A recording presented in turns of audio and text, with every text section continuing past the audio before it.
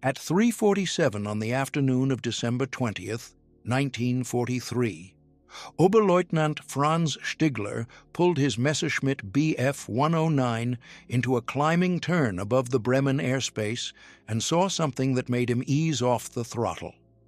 An American B-17 bomber, alone, crippled, struggling to maintain altitude at less than 1,000 feet. The bomber's No. 3 engine was dead, its propeller windmilling uselessly. The No. 4 engine was trailing black smoke. The tail section looked like it had been chewed by a giant predator. Entire sections of the fuselage were missing. Stigler could see daylight through the holes. 27 years old, 120 confirmed aerial victories away from the Knight's Cross, the highest honor a German fighter pilot could receive. The B-17 in front of him represented victory No. 21. One more kill would qualify him for the award. One more kill would make him one of the elite. The standing order from Luftwaffe High Command was explicit. Destroy all enemy bombers. No exceptions. Stigler armed his guns. Then he flew closer and saw the waist gunner. The American was slumped over his .50 caliber machine gun, not moving, covered in blood. Stigler dropped lower and flew along the bomber's port side. The left waist gun position was empty. No gunner. The ball turret beneath the fuselage hung motionless, its guns pointing at the ground. Stigler pulled up alongside the cockpit and looked across the 30 yards of air separating his fighter from the bomber. The American pilot turned his head. Their eyes met. The American's face was white, streaked with blood. His co-pilot was slouched in his seat, unconscious or dead. Stigler could see more blood on the instrument panel, on the windscreen, pooled on the cockpit floor. This was not a bomber. This was a flying morgue. Stigler had a choice. He could follow orders, destroy the crippled aircraft, claim his 20th victory, move one step closer to the Knight's Cross. Or he could do something else, something that would violate every regulation in the Luftwaffe handbook, something that could get him court-martialed, something that could get him executed. To understand what Stigler did next, you need to understand who taught him to fly. Gustav Rodel was 42 years old when he became Stigler's flight instructor in 1939. Rodel had flown with the Imperial German Air Service in World War I. 36 confirmed victories, recipient of the Pour le Mérite, Germany's highest military honor at the time. After the war, Rodel became a commercial pilot, then a flight instructor when the Luftwaffe was secretly reconstituted in the early 1930s. Rodel taught Stigler aerobatics, gunnery, formation flying, navigation, but he also taught something else. He taught honor. Rodel's rules were simple. You fight other fighters. You do not shoot men in parachutes. You do not strafe lifeboats. You do not attack unarmed aircraft. You are a fighter pilot, not a murderer. These rules were not official Luftwaffe doctrine.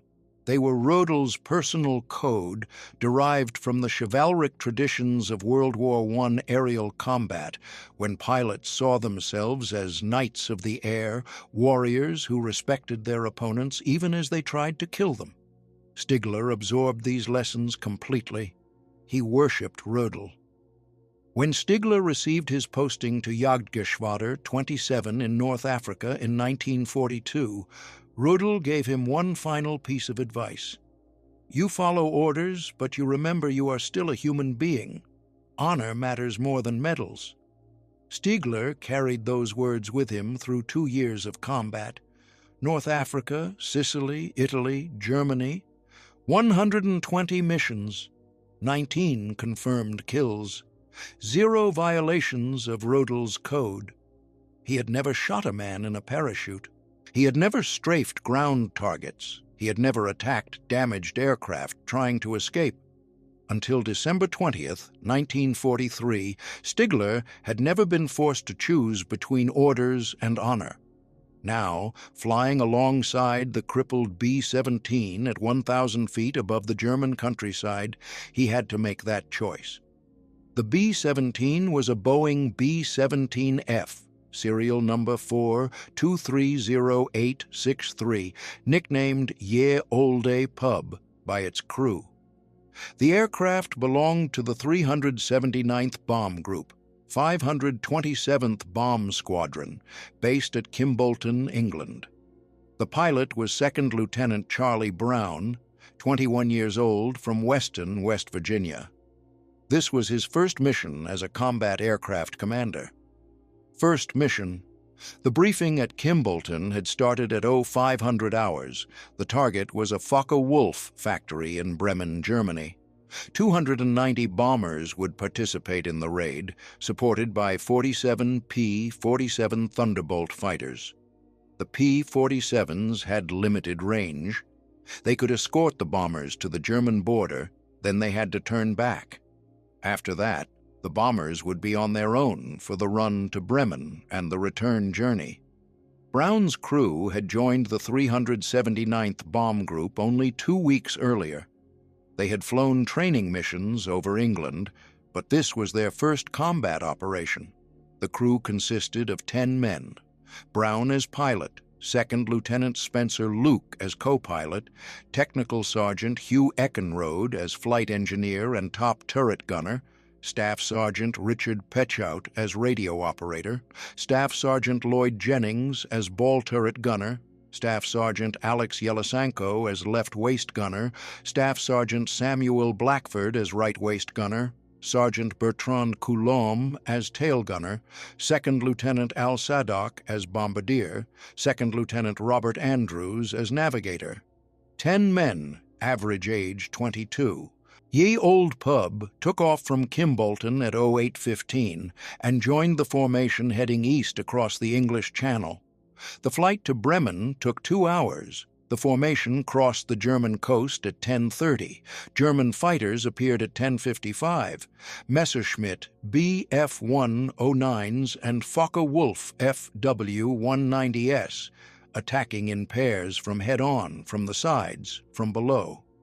The American formation tightened up. Close formation provided overlapping fields of fire from the bombers' defensive guns. A single bomber was vulnerable.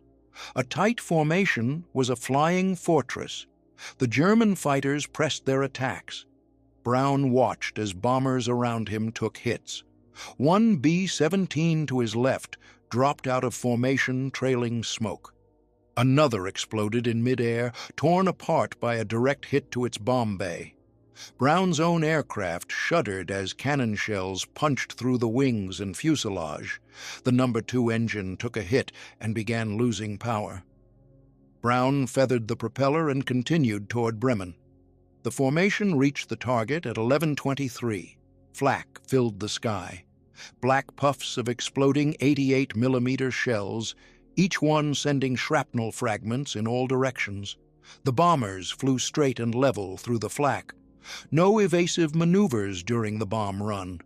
The bombardier needed a stable platform for accurate release. Ye Olde Pub's bombardier, Al Sadok, was hunched over his Norden bomb site, making final adjustments. At 11:26, Sadok pressed the release. The bomb bay doors opened. 12 500-pound bombs dropped away. The aircraft lurched upward, suddenly 4,000 pounds lighter. Brown started a shallow turn to the left, following the formation as it swung away from Bremen and headed west toward England. Then the second wave of German fighters hit them. This attack was different, more aggressive, more coordinated. The Luftwaffe pilots knew the American bombers had already dropped their bombs and were trying to get home. Damaged aircraft, depleted ammunition, tired crews. The Germans focused on bombers that had fallen behind the main formation. Stragglers. Brown's aircraft was not a straggler yet, but the loss of the No. 2 engine had reduced his speed. The formation was slowly pulling ahead. At 11:38, a Focke-Wulf 190 attacked from 12 o'clock high, diving straight at Ye Olde Pub's nose. The German pilot fired his cannons from 400 yards. Brown saw the muzzle flashes, saw the tracers arcing toward him. He could not maneuver. The formation was too tight. He could only hold course and trust his gunners. The top turret gunner, Hugh Eckenrode, fired back. The ball turret gunner, Lloyd Jennings, swung his turret forward and added his guns. The nose gunner in the bombardier position fired. 50 caliber bullets and 20 millimeter cannon shells crossed paths in the air between the two aircraft. The Focke-Wulf's rounds hit first. They shredded the B-17's nose section. The plexiglass shattered. Fragments ripped through the bombardier's compartment. Al-Sadok was thrown backward, his chest torn open by shrapnel. He died instantly. The navigator, Robert Andrews, took shrapnel in both legs but remained conscious. He grabbed a first aid kit and tried to stop the bleeding. The Focke-Wulf flashed past, missing the B-17 by less than 50 feet. Brown felt the aircraft shudder from the impacts. He scanned his instruments. Engine number 2 already shut down. Engine number 3 showing low oil pressure. Number 1 and number 4 still running, but number 4 was losing power. Hydraulic pressure dropping. Oxygen system damaged. Intercom partially out. He called to his crew on the radio. Damage report. The responses came back fragmented, broken by static. The tail gunner, Bertrand Coulombe, reported his section was hit. He was wounded but still functional. The waist gunners reported their area was shot up. Yelisanko was hit. Blackford was trying to help him. The ball turret gunner, Jennings, did not respond. Brown assumed the intercom to the ball turret was out. The top turret gunner, Eckenrode, climbed down from his position and went aft to check on the crew. He returned 2 minutes later. Yelisanko was badly wounded, unconscious. Blackford had applied tourniquets and was giving him morphine. The ball turret was jammed. Jennings was trapped inside, injured but alive. Coulombe in the tail was wounded but still at his guns. The bombardier, Sadok, was dead. The navigator, Andrews, was wounded but staying at his station. Brown absorbed this information. 4 men wounded, 1 dead, ball turret jammed, half the defensive guns out of action. He looked ahead. The formation was pulling away. Ye Olde Pub could not keep up. They were falling behind, becoming a straggler. At 11:52, a second Focke-Wulf attacked from the rear. Coulombe, the tail gunner, fired back despite his wounds. His bullets found the mark. The Focke-Wulf broke off trailing smoke, but the German had scored hits as well. More holes in the fuselage. The number 3 engine exploded. Flames poured from the cowling. Brown hit the fire suppression system. The CO2 bottles discharged, smothering the fire, but the engine was destroyed. 2 engines down. Brown feathered the number 3 propeller. Ye Olde Pub was now flying on 2 engines, number 1 and number 4. The aircraft slowed further. The formation disappeared into the distance. Brown was alone. At 12:07, a Messerschmitt 109 made a pass from the left side. The pilot fired a long burst. 20-millimeter cannon shells walked across the B-17's left wing and fuselage. The left waist gun position took a direct hit. The gunner, Yelisanko, already unconscious from his previous wounds, was killed instantly. The right waist gunner, Blackford, was hit by shrapnel and went down. The radio operator, Pichut, left his station and went aft to help. He found Blackford bleeding from multiple wounds. Pichut dragged him to a safer position and started applying bandages. The Messerschmitt came around for another pass. The top turret was the only defensive position still fully operational. Eckenrode swung his guns toward the attacker and fired. The German pilot saw the tracers coming and broke off.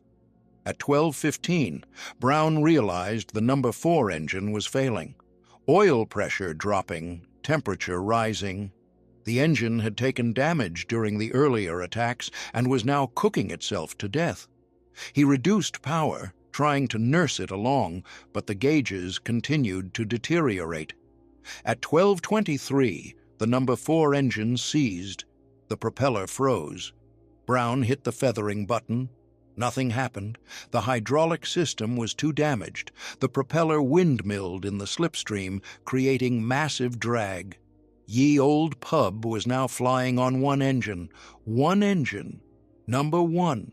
A B-17 could theoretically fly on one engine, but not with this much damage, not with half the fuselage shot away, not with a windmilling propeller creating drag. The aircraft began to descend. Brown fought the controls. The hydraulics were gone. He was flying on manual cables and muscle.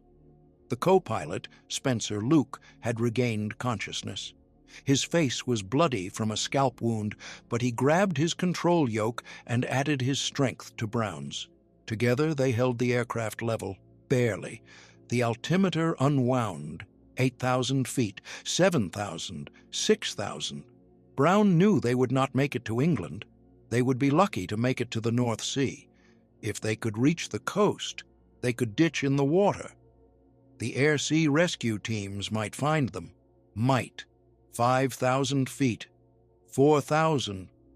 The Dutch coast was still 100 miles away. Brown did the math. Rate of descent versus distance remaining. The numbers did not work.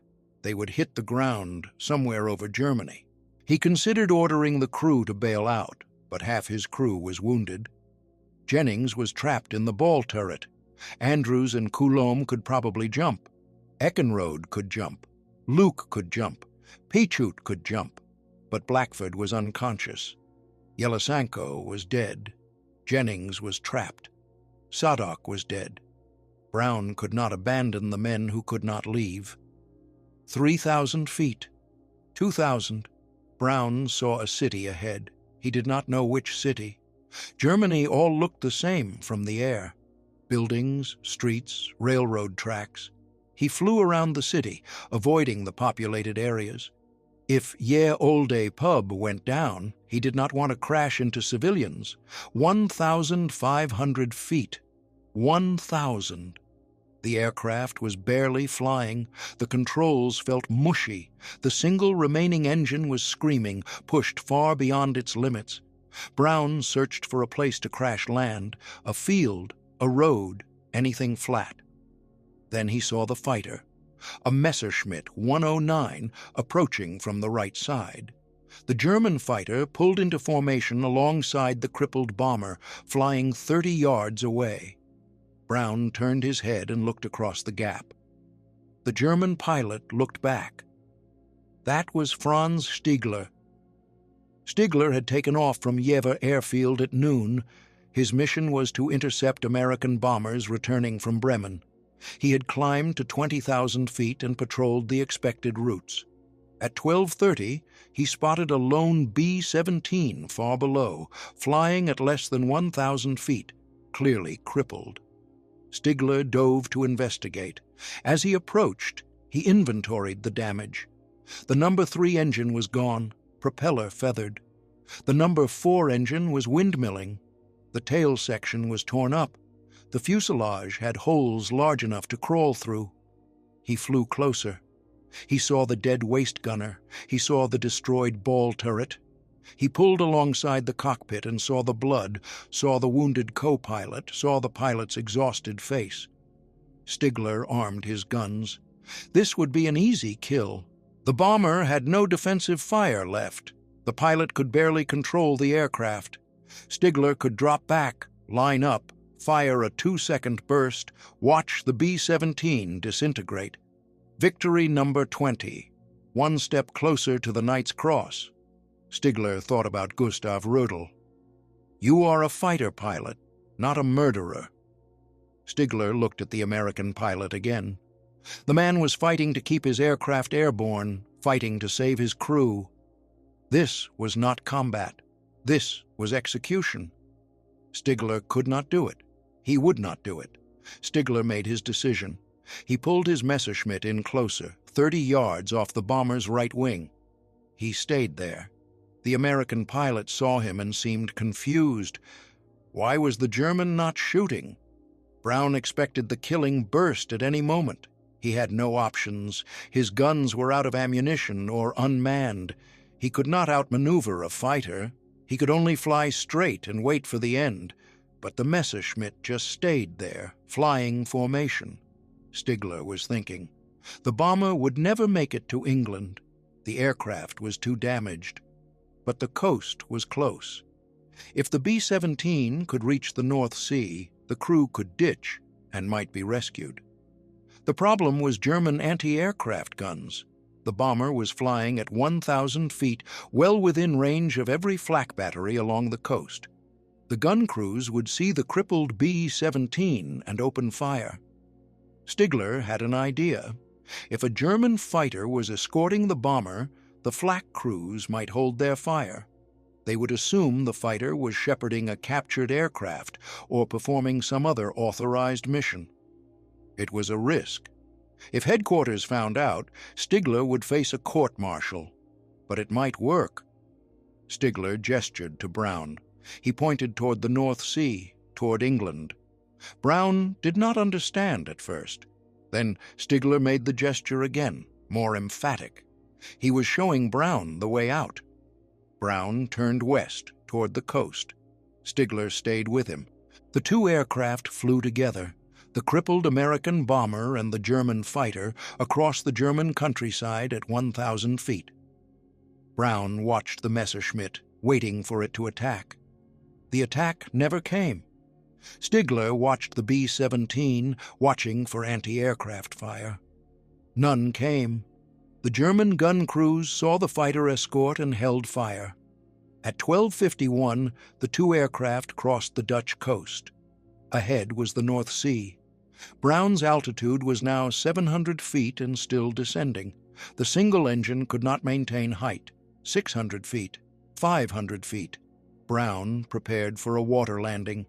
He told his crew to brace for impact. Stigler pulled ahead of the bomber and waggled his wings. The Germans salute. Then he turned away and headed back toward Germany. Brown watched the Messerschmitt disappear. He focused on keeping the B-17 airborne, 400 feet above the North Sea, 300. The waves looked close enough to touch. At 100 feet, Brown decided the aircraft would not stay airborne much longer.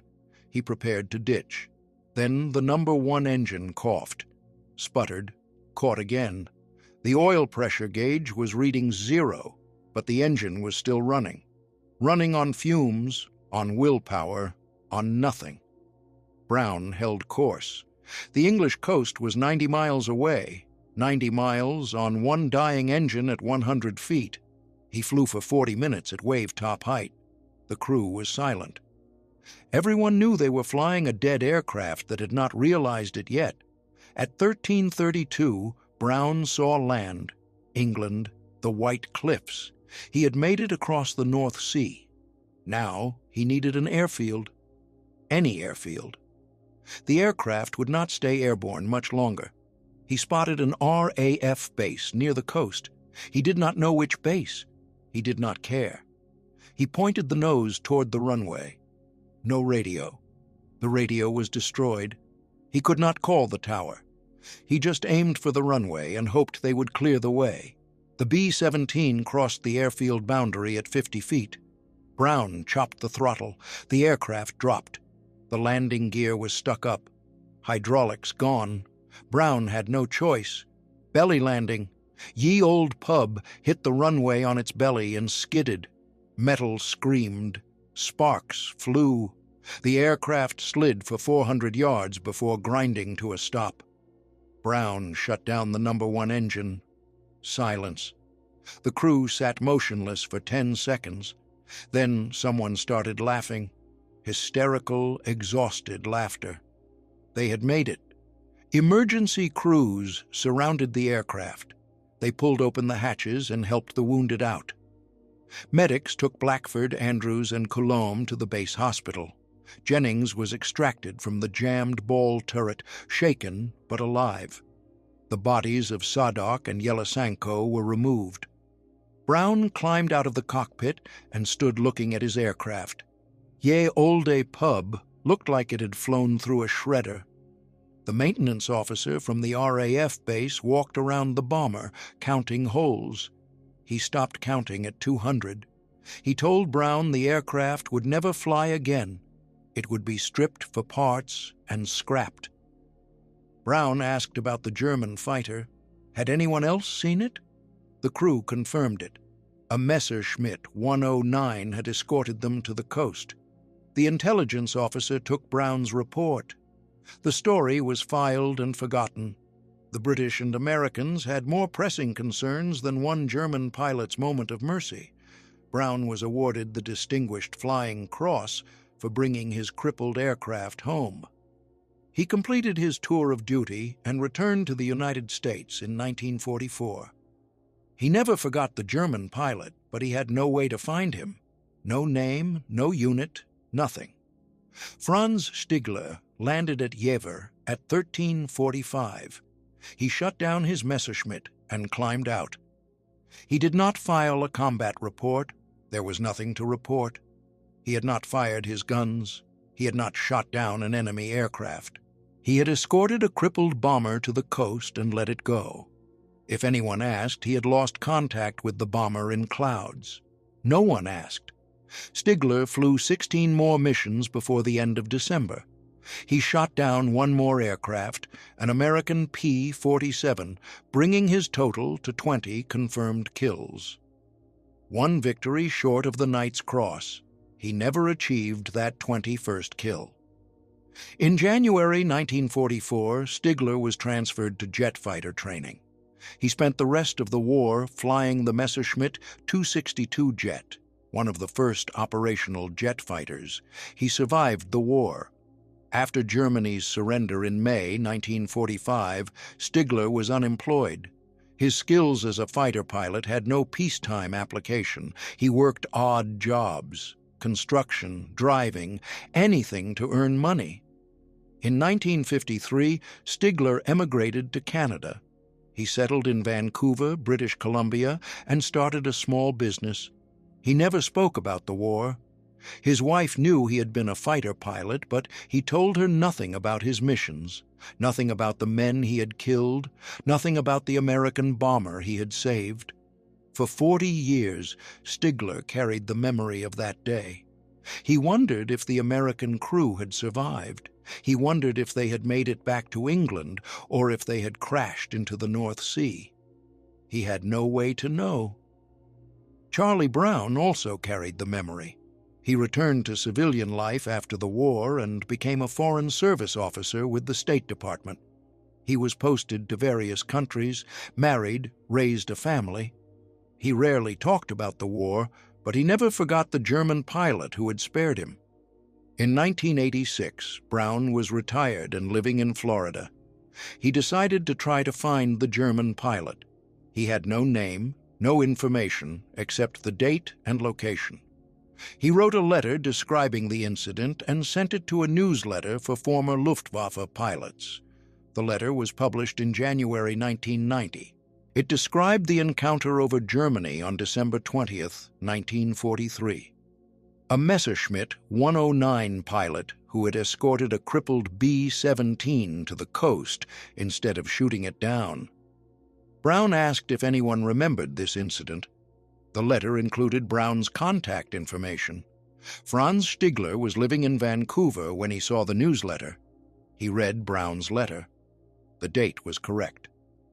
December 20th, 1943. The location was correct. Near Bremen. The description was correct. A B-17 with 2 engines out, tail shot up, crew wounded. Stigler had not thought about that mission in years. He had buried it with all his other war memories. Now, reading Brown's letter, everything came back. The blood in the cockpit, the dead waist gunner, the pilot's exhausted face, the decision to escort instead of kill. Stigler sat with the newsletter for 2 days. He debated whether to respond. What if Brown was angry? What if Brown blamed him for everything that had happened? What if this was some kind of trap? Finally, Stigler picked up the phone and called the number in the letter. Brown answered. Stigler identified himself. He said he was the pilot of the Messerschmitt. Brown was silent for 10 seconds. Then he asked questions. What type of aircraft was it? B-17. What was damaged? Tail section, number 3 and number 4 engines. Where did the encounter happen? Near the coast, low altitude. How many engines were running? 1. Stigler answered every question correctly. Brown knew this was the man. They talked for 2 hours. Brown asked why Stigler had not shot him down. Stigler explained about Gustav Rödel, about honor, about the code he had learned as a young pilot. You do not shoot men who cannot fight back. Brown told Stigler that he had saved the lives of 10 men. Well, 8 men. 2 had died before Stigler arrived, but the other 8 survived because Stigler escorted them to the coast. Stigler had never known if the crew survived. For 46 years, he had wondered. Now, he knew. They agreed to meet. In June 1990, Charlie Brown and Franz Stigler met in person for the first time since December 20th, 1943. The location was Seattle, Washington, halfway between Brown's home in Florida and Stigler's home in Vancouver. They met at a hotel. Brown was 68 years old. Stigler was 74. They shook hands. Then they embraced. Brown introduced Stigler to the surviving members of his crew. 5 men were still alive. They had gathered in Seattle for this reunion. Each man thanked Stigler personally. Stigler was overwhelmed. He had spent 46 years believing he had done nothing significant. He had violated orders, risked his career, possibly saved an enemy aircraft. He had always wondered if it had mattered. Now he knew it had mattered. These men were alive because of what he did. Brown and Stigler became close friends. They visited each other regularly. They appeared together at air shows and veteran events. They told their story to anyone who would listen. In 1991, they collaborated on a book proposal. A publisher was interested, but the project stalled. Not enough documentation, not enough sources. The story was too small, too personal. In 2004, a writer named Adam Makos heard about Brown and Stigler. Makos was researching a book about World War II aerial combat. He interviewed both men extensively. He tracked down military records, flight logs, combat reports. He found the intelligence report Brown had filed in 1943 describing the German fighter escort. He found the maintenance records for Ye Olde Pub showing the extent of the damage. He interviewed the surviving crew members. Makos spent 3 years researching. In 2006, he published the book A Higher Call. The book told the full story of Brown and Stigler, the mission, the encounter, the 46-year search, the reunion. The book became a bestseller. Brown and Stigler did interviews together. They appeared on television. They traveled to Germany and visited the area where the encounter had taken place. They went to England and saw the location where Brown had crash-landed. Franz Stigler died on March 22, 2008. He was 92 years old. Charlie Brown died 7 months later on November 24, 2008. He was 87. Both men were buried with military honors. At Stigler's funeral, members of Brown's crew attended. At Brown's funeral, Stigler's family attended. The two families had become friends. The German pilot who had risked execution to save an enemy bomber and the American pilot who had spent 46 years searching for him had found each other, reconciled, and died as brothers. The Messerschmitt Bf-109 that Stigler flew that day was never identified. Records from Jagdgeschwader 27 were incomplete. Many were destroyed during the war or lost afterward.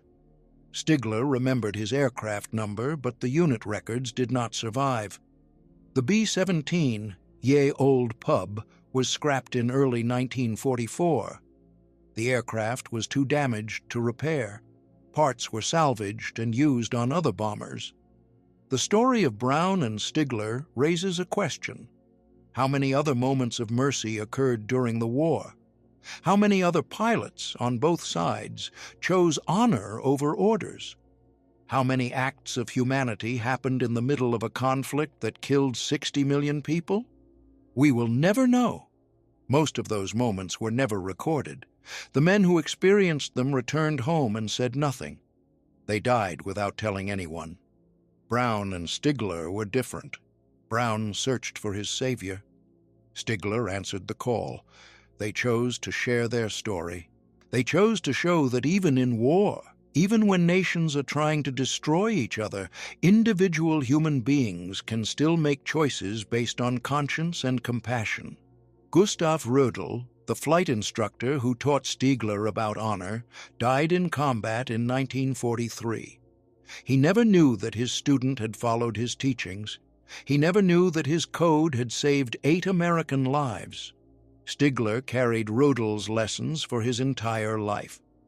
When Stigler met Brown, one of the first things he said was, "I could not kill you because my instructor taught me that honor matters more than victories." Brown asked what happened to the instructor. Stigler said he was killed in action. Brown said, "Then we owe our lives to a man we never met." That is true. The 8 men who survived the mission on December 20th, 1943, owed their lives to Gustav Rödel's Code of Honor and to Franz Stigler's decision to follow it. The story of Brown and Stigler spread through the veteran community after the book was published. Other pilots came forward with similar stories. A British pilot who had been escorted to safety by a German after his aircraft was damaged. An American pilot who had been saluted by a Japanese pilot instead of shot down. A Soviet pilot who had spared a German transport plane carrying wounded.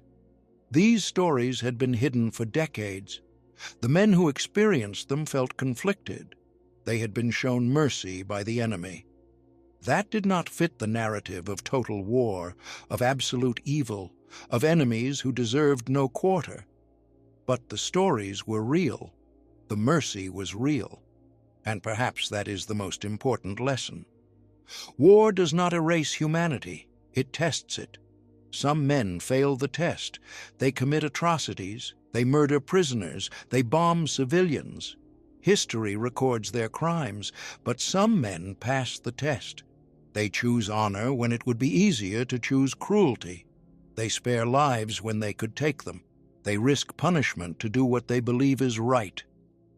Franz Stigler passed the test on December 20th, 1943. He chose honor over medals. He chose compassion over orders. He chose to let 8 men live. And for 46 years, he wondered if it had mattered. When he finally learned that it had, when he met the men he had saved, he said, "I did not do anything special. I just did what my instructor taught me." But it was special. It was extraordinary. And it is a story that deserves to be remembered. If this story moved you, hit that like button. Every like helps YouTube share this story with more people. Subscribe and turn on notifications so you never miss stories like this. We are rescuing forgotten history every single day. Real people, real choices, real heroism. Drop a comment and tell us where you are watching from. United States, Canada, Germany, United Kingdom, anywhere in the world. Let us know you are here. Tell us if someone in your family served. Tell us what this story means to you. Thank you for watching, and thank you for making sure Franz Stigler and Charlie Brown are not forgotten. These men chose honor over hatred, and you are helping keep their memory alive.